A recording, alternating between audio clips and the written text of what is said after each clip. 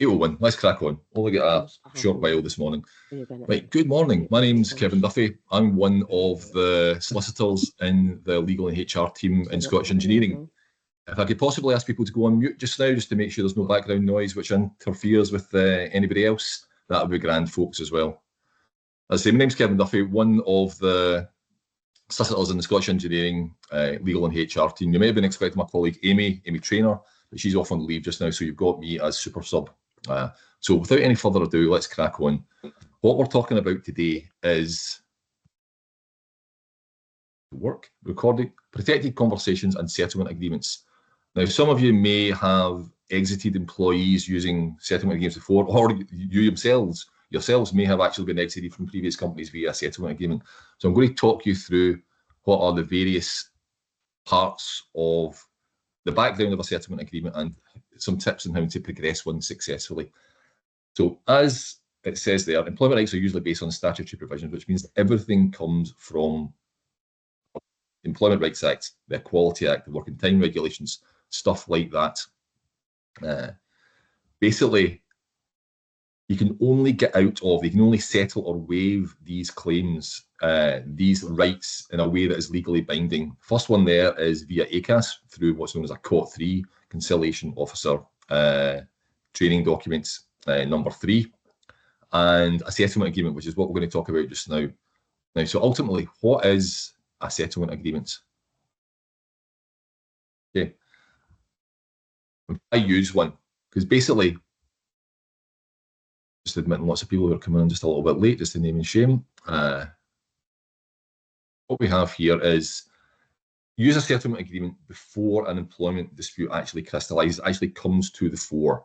Because ultimately, you may have heard of what was previously called the without prejudice, or what's still called the without prejudice situation. And that's roughly similar here. And that's where there is already an extant dispute. You can have a without prejudice conversation with an employee off the record, and anything during that conversation cannot be used in future procedures. But the limitation with that was it could only be used when there was already a dispute, when there already was a disciplinary or a grievance or perhaps a dismissal, or somebody was threatening an employment tribunal. Whereas with a settlement agreement, it can be used, as it says there, pre-termination via a protected conversation where there isn't actually a dispute. Now, there obviously isn't it's used generally where there lack of meeting of the minds of the employer and the employee. Generally, it's when the employee is unhappy but doesn't want to resign, or the employer is unhappy but perhaps doesn't have enough information or evidence to dismiss via capability or redundancy or conduct or something along those lines. And it's useful for where there's a much more complex situation, especially when you get senior employees who have got much more involved fees and perhaps much more involved remuneration packages with their employer as well. As it says there via section 111 of the Employment Rights Act, it's a statutory creation which allows you to have that initial conversation protected to say, unfortunately, we don't think the working relationship, the employment relationship is working out because of X, Y, and Z reasons. We would like to make you this offer to exit the company with blah, blah, and blah remuneration package. So let's just delve into what this means in a bit more detail. Okay, as it says there, it's a frank conversation. You go up to the person and say, you're not hitting your targets, or your behaviours are not good, or your role has disappeared, and rather than go through a full PIP or a full disciplinary process or a full redundancy process, which might be quite unsettling for that person or for other people who perhaps would have to be put into a pool of a redundancy, you're trying to short circuit the situation by exiting the person via a protected conversation and settlement agreement. Okay, as it says there in the second bullet point, protected conversation contents cannot be used in future tribunal or court proceedings unless. He's on holiday now. Hi there. If I could just ask everyone just to go onto mute, please, just to double check that. I'm trying to. Thank you very much. Just to make sure that everyone can hear. So, only two ways that somebody can bring up contents of a protected conversation from the employer. If the employer acted improperly, and what that usually means is that they've applied undue pressure or acted unprofessionally or unreasonably with the employee, or they've discriminated against the employee. They've brought up what's known as a protected characteristic. So you're talking about age, sex, disability, race, things like that. All of these things would not bring into a protected conversation whatsoever at all. You shouldn't really be bringing those things into the employment relationship anyway. It says there at the bottom, either the employer or the employee can bring up the confidentiality aspects unless both of them expressly say so, and invariably neither of them expressly say so. As we can see here, the employer will normally request a protected conversation and make a financial offer to end the employee's employment. Okay, employee can also do that as well. Very often they'll come and ask for, is there a package available, when they realise that for whatever thing isn't working out. They're unhappy in their job, but they don't want to resign, perhaps for reasonable reasons. They don't want to go out into the job market and be looking for a job.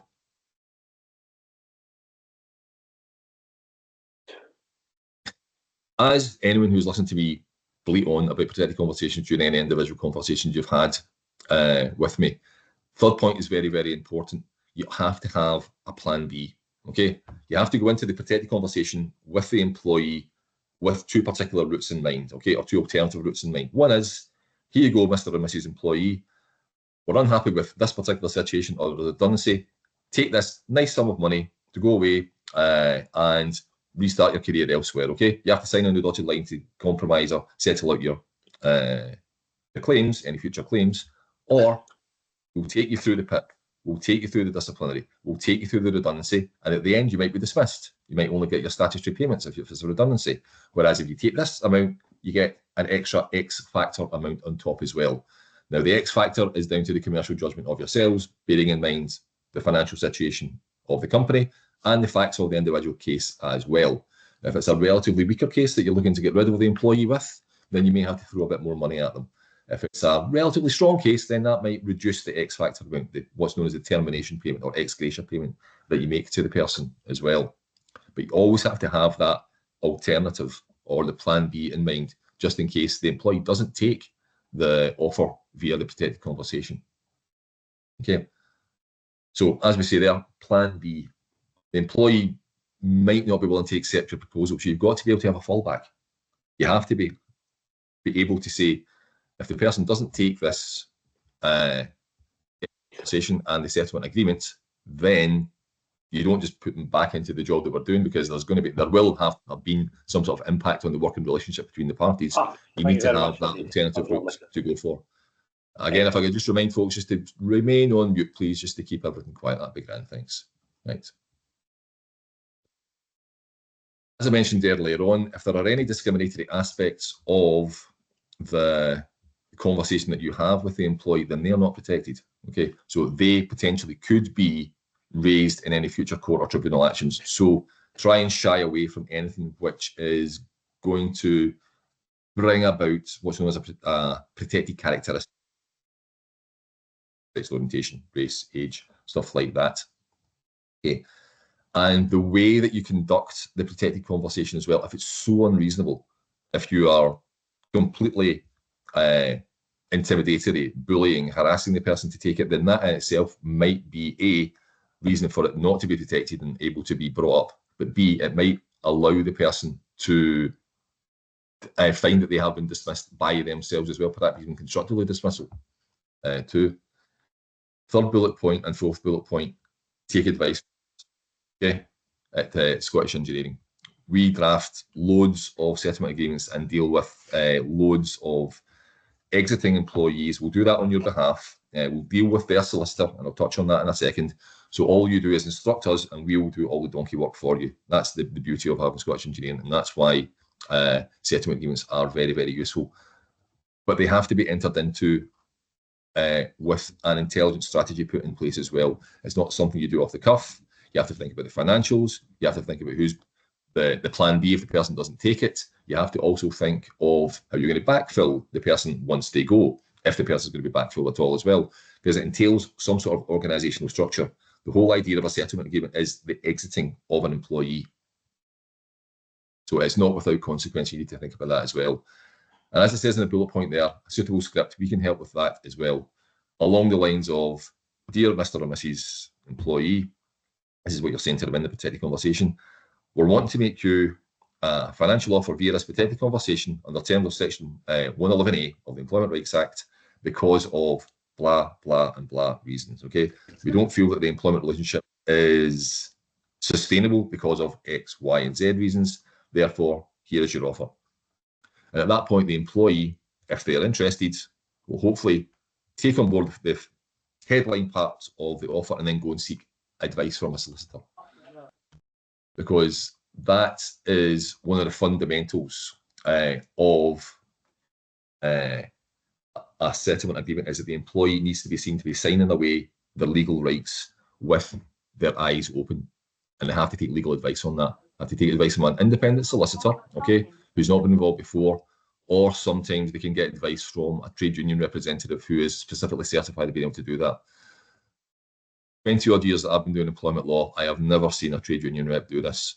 Trade unions are often involved, but the first thing they'll do is just they'll tap it onto one of their panel solicitors forms. So invariably, always it's a solicitor on the other side. And depending on the facts of the case, the solicitor might just go sign it off and will allow that to exit.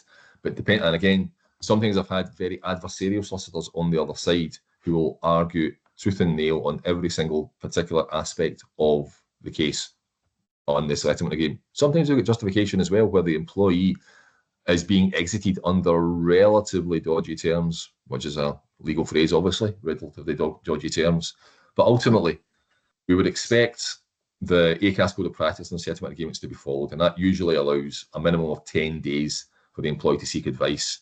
Now, that is advisory, because if the employee comes back after 2 days and says, yeah, I'm happy with it, let's just sign a dotted line and let's just go on with it, that's absolutely fine as well. Because ultimately, what a settlement agreement is, it's a contract. What you're trying to get in legal terminology is a meeting of the minds between what the employer is offering and what the employee is willing to accept. And the financial aspect is invariably the largest aspect of it as well, but there are things like confidentiality clauses in there as well. Sometimes there are restrictive covenants which have to be enforced, usually for more senior employees or sales employees or employees who are somehow involved in R&D and have knowledge of the property. So they can all be worked in, and that goes back to perhaps one of the first settlement agreements when it's more senior employees who are involved. And also, since bargaining chip, you'll very often find is the wording of a reference, because employees often, except if they're at the end of their career, perhaps at retirement age or at very serious illness stage, they'll be looking to go back into the job market and get a new job.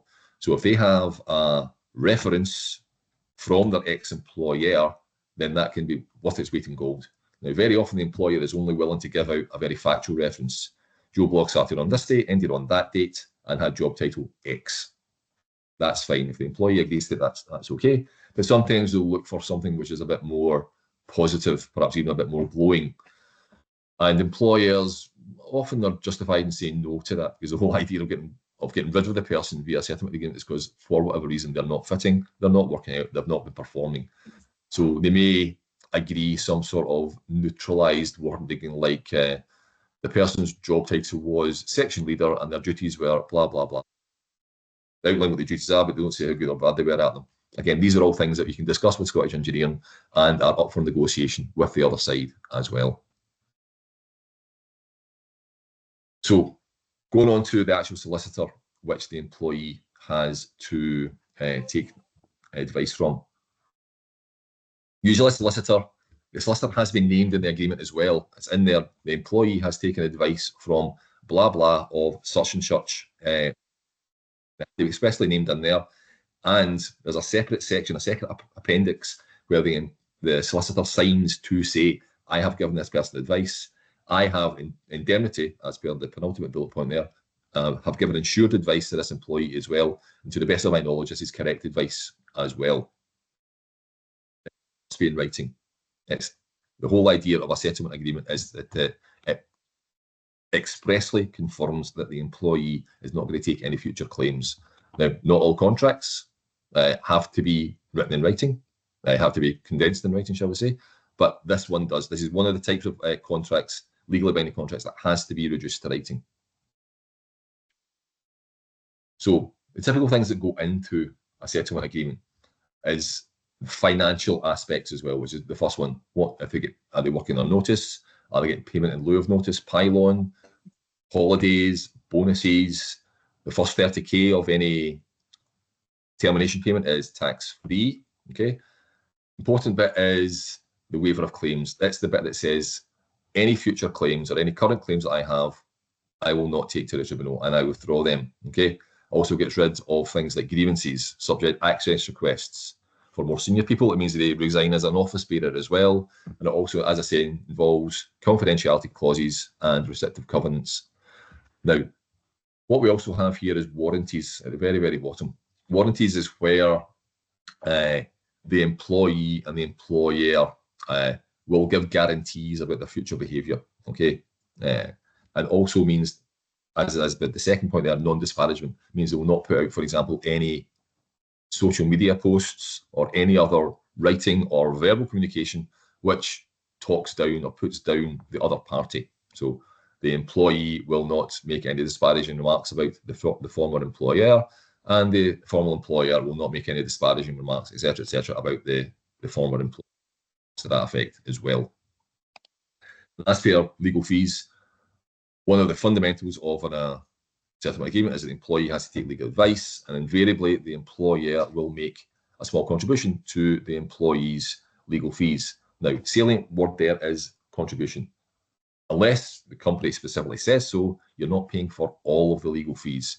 And depending on the complexity and the seniority of the employee involved, a usual amount is something 300, 350 up to 500. Okay, but the more complex the case gets, and certainly the background of the employee means that the employee solicitor has to do more legal advice and more digging on it, then they'll look for more information as well. And certainly if they're having to do any calculations on more involved remuneration packages, then yeah, they'll usually look for much more than that as well. Let's see where we are. So top tips is a contract, therefore it's a contractual negotiation, okay? You don't go in with your best offer first, necessarily, unless you chat with them beforehand, where you sort of know where you're coming from. Don't go in with your best offer beforehand. Allow yourself to be haggled down and hopefully come to some mutually agreeable amount as well. Take advice from Scottish Engineering, most certainly. Okay. Sometimes a settlement agreement might not be required, but sometimes when member companies come to Scottish Engineering with a very complex situation that perhaps did not handle that well, or could have handled better, we will advise, rather than going right back to the beginning and starting the PIP, which will take another 6 or 9 months to go through, or going all the way through the misconduct disciplinary because you've allowed these bad behaviours to subsist for the last 5 years, an idea might be to go away and discuss a settlement agreement with the employee. So, final bullet point there is what's known as a reaffirmation letter. What a reaffirmation letter is, it's almost like a mini settlement agreement which is added onto the end of the main substantive settlement agreement. The reason for that is this: a settlement agreement is a retrospective document. Okay? It gets rid of any future claims, any previous claims up to and including the termination date. If the employee, for whatever reason, signs the settlement agreement and then has a termination date a few weeks or months down the line, say they're working their notice, you need to have some bit of writing that covers off the notice period. And what you get there is a reaffirmation letter, which is basically just saying nothing else has happened during my notice period, and I sign here to say that I get rid of any potential claims from during the notice period as well. They are very often involved for longer term dismissals, and what you'll sometimes find is that the employee solicitor will look for a little bit more money for that, maybe extra £100, £125, something along those lines. And that is that. Usually I've got a slide that says Kevin Duffy email address, any questions and answers. So my name is Kevin Duffy. My email address is kevinduffy@scottishengineering.org.uk. Any questions, please, on this topic?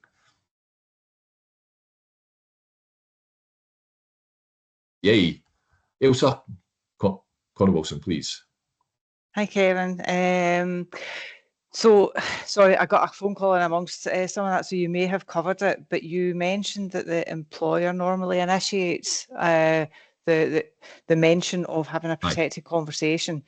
Is there a good time for that? Because I would be concerned that suddenly you're accused of trying to buy them off and try to silence them because you haven't actually entered into a protected conversation. Well, there has to be a reason behind it. Yeah.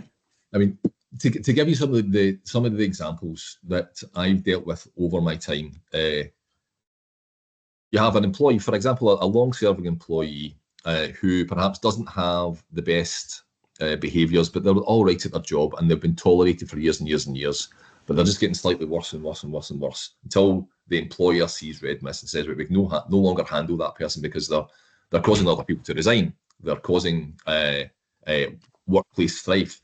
At that point, which is also going to be very, very fact specific, yes, you would enter into a protected conversation. But to use your phrase there, you don't want to be seen to be buying them off. That's exactly what you're doing. Ultimately, you're doing it along a structured legal path, a path that is completely legal. You're entering into the protected conversation to say, we no longer want you in the because of blah, blah, blah reasons. Okay. Yeah. When you go, please. Yeah. Sorry, Kevin. No, it was just that if there was an individual and that if it was particularly tricky, and just by even mentioning, we'd like to have a protected conversation with you, that there was nothing kind of upfront, then that in itself could be a trigger. It would be, yeah, it could, but. So is there sometimes, is it sometimes maybe in certain circumstances awaiting the employee to raise the issue of? I mean, you can, but ultimately, if there has to be some sort of difficulty in the working relationship between the employer and the employee. Okay. However, if you keep on waiting for the employee to make the first move, you might be waiting until the cows come home, because the employee is still going to be getting a wage. They're still going to be taking your salary, even though they're not enjoying it. It's better than being out. So if you continually wait for the employee to make the first move, you might be waiting for quite a long time.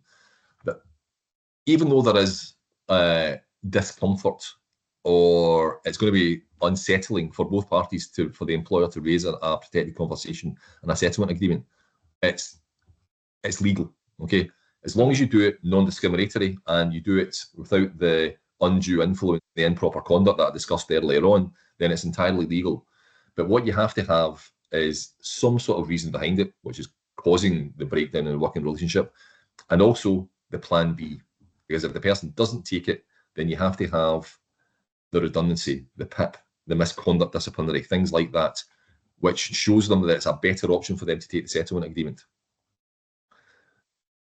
So that was one example. Sometimes you, certainly for big organisations that perhaps have overseas ownership from the USA or Europe or whatever, get an order from the USA, get rid of that person or get rid of that department or slimline that area, and out of the blue, you have to have a protected conversation with an employee who had no foreshadowing that they were doing anything wrong. They may actually be a good performer, but for whatever structural reason, strategic reason, the company just wants rid of them. In that situation, it's still legal to do that. It's still legal to have that conversation, but what that will invariably cause is you have to throw more money at it, because your reason for wanting rid of them is not as strong as a history of poor performance or a potential redundancy or whatever it is. Do you see where I'm coming from, Ailsa? Yeah, no, I appreciate that, Kevin. Yeah, it makes a bit more sense. Yep. Yeah, so ultimately, it's all very, very fact specific. So even if you find that you're thinking about a settlement agreement, give us a call beforehand just to bounce some ideas off us, because it may well be we say, leave it another couple of months, or just now's a good time, or settlement agreement doesn't appear appropriate here. Because the whole idea of a settlement agreement is it short circuits whatever process you're wanting to do, but it'll cost you more money to do it. So rather than having to go through, it'll cost you more money up front to do it. How to put it better that way. because you'll have to throw money at the person to get rid of them if they're a poor performer, as opposed to paying them for the next 9 months as you take them through a PIP, and then pay their notice anyway, during which time they're using up your management time and perhaps causing workplace strife, etc., etc. Dan Stewart, please, I can see you there. Morning, Kevin. How are you? Thanks very much for that. No problem. How's things with yourself, Dan? Aye, fine, thanks. Just a quick query. When you go to meet someone to do the protected conversation, firstly, do you need to advise them in advance, as in before that actual appointment, that it's going to be a protected conversation? No, and whether you do or you don't, when you get there, do you need to explain to them what that is? Because they might not understand the various sort of characteristics of that conversation. Yep, and that will be in the first couple of paragraphs of the script that we'll prepare for you. Joe Bloggs, this is a so you don't need to tell them in advance. So say you want to meet someone at X hour, you don't need to say this is a protected conversation. You do that at the actual protected conversation. Is that correct? Right. Okay. That's correct. It's not like a disciplinary or a grievance or an appeal or a dismissal meeting where you have to give them a minimum of 48 hours notice with a letter invite, the right to be accompanied, and all that stuff. Here it is you bringing the person in almost on the hop to say, these are the issues, want to discuss this under a protected conversation. These are the reasons we're looking to remove you from the company. Here's the financial offer that we're willing to give you. And another question, if that's okay, just to follow up. You've got the two things. You've got the statement that forms the protected conversation. Then you've got the follow-up settlement agreement. How much detail of the actual issues are in the protected conversation? For example, say it was behaviours, and there was a number of behaviours that weren't in line with your values or in line with the rules and such like. Would it just be enough to say your behaviours aren't in line, or would you tend to give them examples? Yes, would there be that level of detail, I guess, is what I'm asking in the protected conversation? Yeah, the employee needs to walk out of the protected conversation knowing what the situation is. If you just give them a very bland headline, for want of a better term, saying your behaviours are not good, here's 30 grand, out you go, they're going to walk out going, I don't really know. Whereas if you can give them a few examples, some examples, a reasonable amount of examples, saying on that day you were insubordinate to your line manager, on that day you fell out with a customer, and that day we heard you swearing in front of a supplier, stuff like that, then yes, but you don't have to go into forensic detail like a police investigation, but you need to be able to give the person sufficient information for them to be able to make their mind up. And importantly, you need to be able to give them sufficient information for them to advise their solicitor on what the situation is. No, because that's great. That's helpful. Thanks very much. Yeah, no problem. Right. Anybody else? We're coming up to 29 minutes past, but I'm happy to stay on for as long as is necessary. Any further questions? Okay, if you're like me and you come off of any call or webinar and 5 minutes later have this amazing question, please get in contact afterwards. Either phone through to Scottish Engineering and ask for myself, or email me on kevinduffy@scottishengineering.org.uk. I'll put you all into silence. Any more questions wise? No, thanks very much. Good. Cheers. On that note then, have a good day, and I'll see you all later. Bye-bye. Thanks, Kevin. Thank you. Bye. Bye-bye. Thank you.